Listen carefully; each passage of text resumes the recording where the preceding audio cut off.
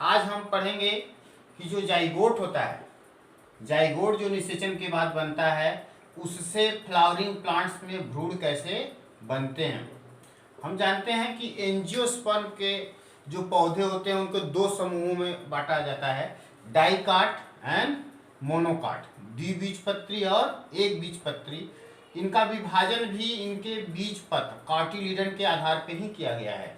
जैसे डाइकाट का मतलब इनके भ्रूण में दो कार्टिलीडन है, एक और दो, ये दो कार्टिलीडन है। और मोनोकाट, मोनोकाट में एक ही कार्टिलीडन होता है, ठीक। तो इनको हम अलग अलग पढ़ेंगे। अगर देखा जाए तो इनके जो इनका डेवलपमेंट्स होता है दोनों का, शुरू में तो समान होता है, जो इनिशियल स्टेज होता है उनके डेवलपमेंट का। बाद में दोनों क्या करते हैं, उनका जो डेवलपमेंट होता है डिफरेंट होता है। तो पहले हम लोग द्विबीजपत्री पौधों में भ्रूण का विकास पढ़ेंगे, embryo development in dicot plants. तो देखिए हम देखेंगे पहले इनके विकास से पहले, द्विबीजपत्री पौधों में भ्रूण के विकास से पहले हम उसके भ्रूण के बारे में पढ़ते हैं, डाइकॉट एम्ब्रियो के बारे में पढ़ते हैं। तो डाइकॉट एम्ब्रियो में दो भाग होते हैं, आप देखेंगे तो एक भ्रूणी अक्ष होता है और बीजपत्र। भ्रूणी अक्ष को इंग्लिश में क्या बोलते हैं, एम्ब्रियोनिक एक्सिस, और बीजपत्र को हम क्या बोलते हैं, कॉटिलीडन, ठीक। देखिए बीजपत्र कॉटिलीडन होता है। इसमें फिर इसका जो भ्रूणी अक्ष, इसके बारे में भ्रूणी अक्ष हम जैसे सिंपल बनाते हैं, एनसीईआरटी में थोड़ा सा आपका दिया है अलग, उससे आपको कम समझ में आएगा। इसको मैं पहले थोड़ा सा समझाने की कोशिश करता हूँ आपको। इसमें देखेंगे तो ये इसका क्या है, भ्रूणी अक्ष, एम्ब्रियोनिक एक्सिस। एम्ब्रियोनिक एक्सिस में क्या होता है, एक यहाँ पे एक स्टेज नोड जैसा स्ट्रक्चर होता है आपका, ठीक है। इसी से एम्ब्रियोनिक एक्सिस से ही बीजपत्र, दो बीजपत्र, कितने, दो कार्टिलीडन, दो कार्टिलीडन्स यहाँ से जुड़े हुए होते हैं इस तरह से, कितने, टू कार्टिलीडन। इस तरह से देखा जाए तो ये है क्या, कार्टिलीडन। कार्टिलीडन का मतलब क्या है, बीज पत्र है। अभी जहां से बीज पत्र जुड़ा हुआ है, कार्टिलीडन, दो कार्टिलीडन है, वहां से ऊपर वाला भाग ये, ठीक, किसका, एम्ब्रियोनिक अक्ष का क्या कहलाता है, इपीकार्टिल। क्या कहलाता है, इपीकार्टिल कहलाता है। फिर इपीकार्टिल अंत में यहाँ पे टर्मिनेट हो जाता है, किसके द्वारा, प्लूम्यूल या तो प्रांकुर के द्वारा। और देखिए भ्रूणी अक्ष का वह भाग जो जहां से भ्रूण अब कार्टिलीडन अटैच होता है, उसके नीचे वाला भाग, यही क्या कहलाता है आपका, हाइपोकार्टिल। क्या कहलाता है, हाइपोकार्टिल कहलाता है, ठीक। इसका मतलब हम कह सकते हैं कि इपीकार्टिल और हाइपोकार्टिल दोनों किसका भाग है, भ्रूणी अक्ष का भाग होता है, इपीकार्टिल और हाइपोकार्टिल। इपीकार्टिल क्या होता है, जहां से आपका बीज पत्र जुड़ता है उसके ऊपर वाला भाग है, और हाइपोकार्टिल जहां से आपका बीज पत्र जुड़ा है उसके नीचे वाला भाग है, ठीक है। जैसे इपीकार्टिल जो है किसमें टर्मिनेट हो रहा है, प्रांकुर में उसका अंत हो रहा है। उसी तरह से हाइपोकार्टिल का अंत कहाँ होता है आपका, ये रेडिकल, मूलांकुर, किसमें, रेडिकल में होता है, मूलांकुर में होता है। और इसी के मूलांकुर के माने एंड पे क्या होता है, रूट कैप। क्या होता है, रूट कैप, मूल गोप पाई जाती है। इस तरह से हम देखें तो जो डाइकॉट एम्ब्रियो है इसमें दो भाग है, भ्रूणी अक्ष और बीजपत्र, दो भाग हैं, ठीक है। भ्रूणी अक्ष में क्या होता है, इपीकार्टिल होता है। इपीकार्टिल किसमें टर्मिनेट होता है, प्रांकुर में, प्लूम्यूल में। और भ्रूणी अक्ष का दूसरा भाग जो कार्टिलीडन से नीचे वाला भाग है जहां अटैच करता है, उसमें हाइपोकार्टिल होता है, रेडिकल होता है, फिर रूट कैप होता है। अब हम लोग देखते हैं कि इस डाइकॉट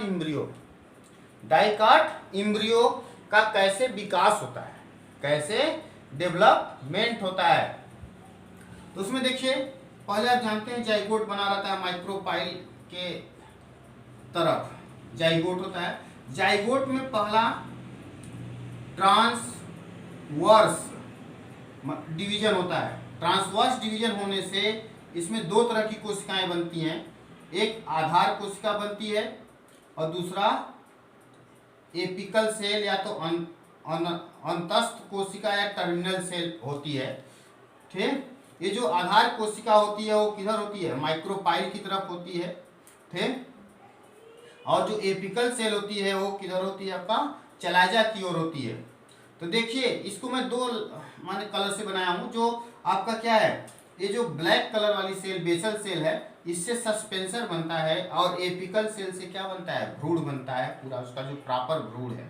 ठीक, फिर एक चीज देखेंगे आपका इसी एपिकल सेल में आपका सारी बेसल सेल में आधार कोशिका में क्या होता है कि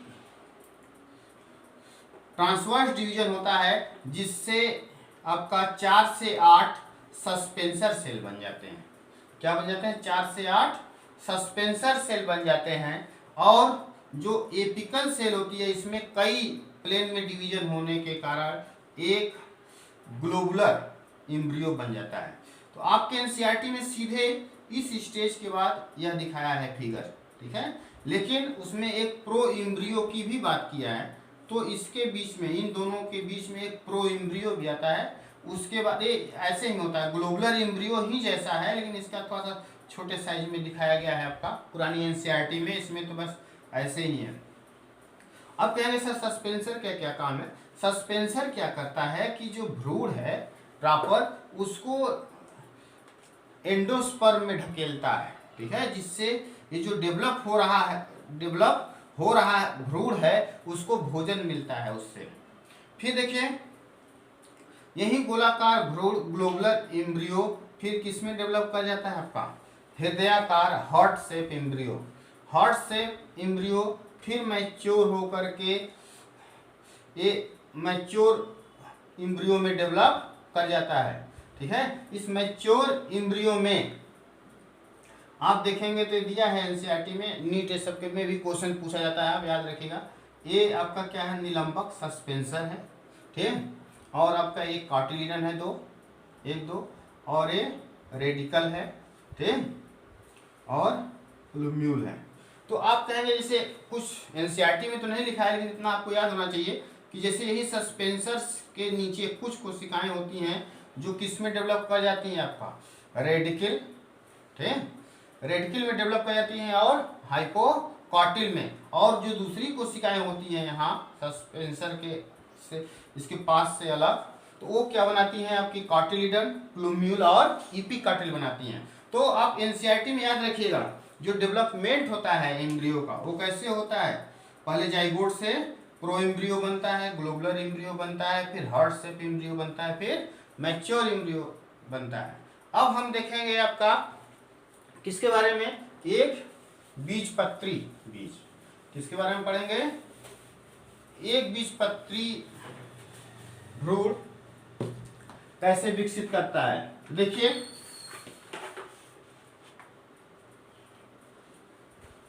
एक बीजपत्री भ्रूण मोनोकाट एम्ब्रियो, जैसा हम पहले ही बता चुके हैं कि डाइकाट और मोनोकाट एम्ब्रियो दोनों का डेवलपमेंट जो होता है शुरू में एक ही जैसा होता है, लेकिन बाद में दोनों डिफर करते हैं। तो आपके एनसीईआरटी में इसके डेवलपमेंट के बारे में कम दिया है और इसका स्ट्रक्चर अच्छे से बताया हुआ है, तो आप इसको स्टडी करिए। देखिए मोनोकाट एम्ब्रियो में भी दो भाग होते हैं, जैसे भ्रूणी अक्ष एंड बीजपत्र, जैसे आपका कहाँ था, डाइकाट में था। भ्रूणी अक्ष भी इसके दो भाग होते हैं, दो भागों में डिवाइड हो जाता है, हाइपोकॉटिल, इपिकॉटिल। हाइपोकॉटिल किसमें टर्मिनेट होता है, रेडिकल एंड रूट कैप में, और इसी के ऊपर एक अनडिफरेंशिएटेड शीट होती है जिसको क्या बोलते हैं, कोलियोराइजा। और इपिकॉटिल किसमें टर्मिनेट होता है, प्लूम्यूल में, और उसके ऊपर एक फोलियर स्ट्रक्चर पाई जाती है जिसको क्या बोलते हैं, कोलियोप्टाइड, ठीक है।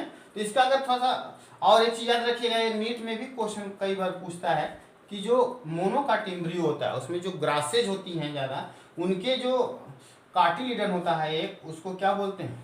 स्कूटेलम। बहुत ही इंपॉर्टेंट क्वेश्चन है, क्या बोला जाता है इसको? स्कूटेलम बोला जाता है।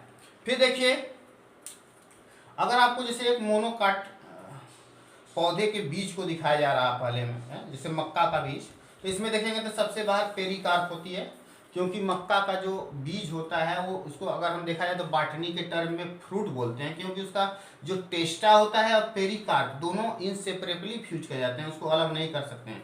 उसके नीचे देखेंगे तो एंडोस्पर्म होता है, दो पार्ट में पाया जाता है, मिली एंडोस्पर्म और एलुरान लेयर, दो तरह से होती है। और नीचे जो आपका नुकीला पार्ट उधर देखेंगे तो आपका यही एम्ब्रियो वाला भाग होता है।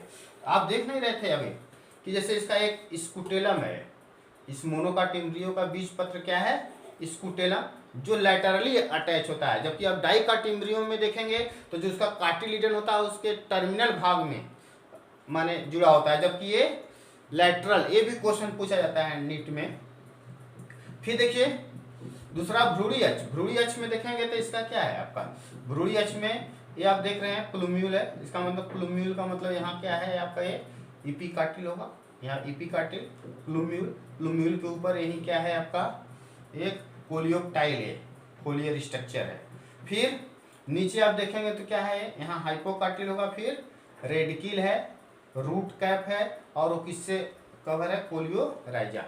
तो ये आपका बीज में मतलब इस तरह से एम्ब्रियो होता है। इसी को मैं जैसे एक बीज पत्री एम्ब्रियो को देखते हैं, उसका एलएस, ठीक है। एलएस में आप देखेंगे तो क्या होता है, मैं बताया था आपका, इसका जो कार्टिलिडन होता है क्या होता है? स्कूटेलम, जो लैटरली अटैच होता है किससे? भ्रूणी अक्ष से जो स्कूटेलम है उसके पार्श्व लैटरल अटैच होता है। इसमें दो भाग होते हैं, हाइपोकार्टिल एंड इपिकार्टिल, ठीक है। भ्रूणी अक्ष का जहाँ से आपका क्या है? स्कूटेलम अटैच है, उसके नीचे वाले भाग को, एम्ब्रियो को क्या बोलते हैं हम? हाइपोकार्टिल बोलते हैं। हाइपोकार्टिल किसमें टर्मिनेट होता है? Radicle and root cap. जैसे रूट कैप है, ठीक है, और ये यहीं पे आपका क्या होगा? ये रेडिकिल है, ठीक, रेडिकिल। और फिर नीचे ये क्या है आपका? ये जो अनडिफरेंशिएटेड एक सीट होता है जिसको क्या बोलते हैं हम? कोलियोराइजा। ये क्या है? कोलियोराइजा है। फिर आते हैं हम दूसरा पार्ट, इपिकार्टिल। इपिकार्टिल ऊपर वाला भाग होता है, और यहीं पे देखेंगे क्या होता है? प्लूम्यूल होता है, ठीक। और यहीं पे प्लूम्यूल के ऊपर देखेंगे तो एक सूट एपेक्स, प्रोरोसीर्स होता है, और लीफ प्राइमोर्डिया होती हैं कुछ। ये लीफ प्राइमोर्डिया और ये दोनों मिलके, ठीक है, ये सूट एपेक्स है, देखिए। और इसी के ऊपर एक फोलियर स्ट्रक्चर पाया जाता है जिसको हम क्या बोलते हैं? कोलियोप्टाइल बोलते हैं। तो ये आपका स्ट्रक्चर किसका हुआ? मोनोकाट एम्ब्रियो का, ठीक। ये सब हम नोट्स बनाए हैं, आपको भेज देंगे, ठीक, और उसको आप नोट्स कर लीजिए। ओके।